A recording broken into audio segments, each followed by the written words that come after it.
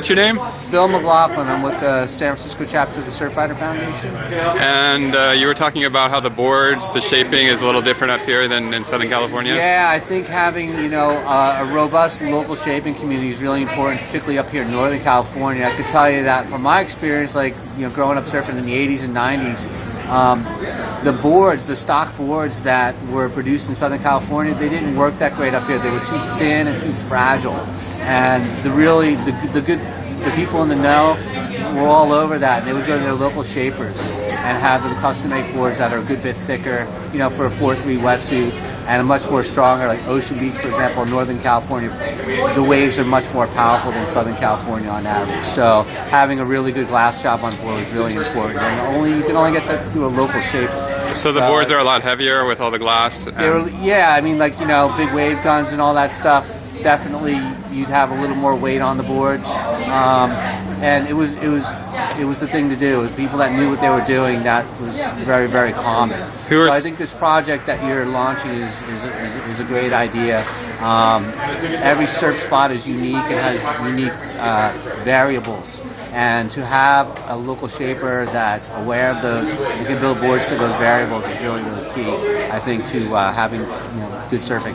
And who are some of the shapers that are up north here? There's all kinds. In Santa Cruz, you got Pearson Arrow, Doug Hout, you have Stretch, huge stable of guys down there. Mark Goen. Up here in the city, you have John Schultz. You have the guys at Sunset Shapers right now, and you have Werner and Half Moon Bay. And up north, you've got the Fairlawns guys, and there's even all kinds of other shapers I can't think of off the top of my head, underground guys that are plugging away, making really good quality boards that meet the conditions up here. And can you talk just a minute about what you're doing with the Surfrider Foundation? I'm representing the chapter in its Stoked campaign.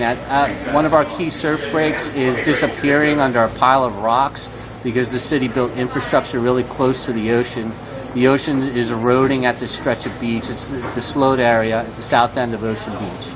And the city has been responding by dumping more and more rock and rubble onto the beach to protect the infrastructure. And we have a situation where we lost Sandy Beach, and it's turned into it looks like a concrete landfill out there right now.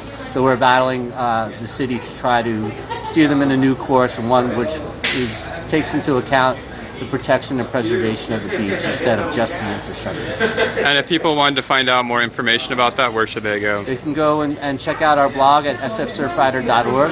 There's a link on there for the erosion campaign as well as other things that our chapter does. Awesome. Did I get your name? I don't remember. Oh, I'm sorry. Bill McLaughlin. Bill McLaughlin. Okay, thanks. Yep. All right, you are go.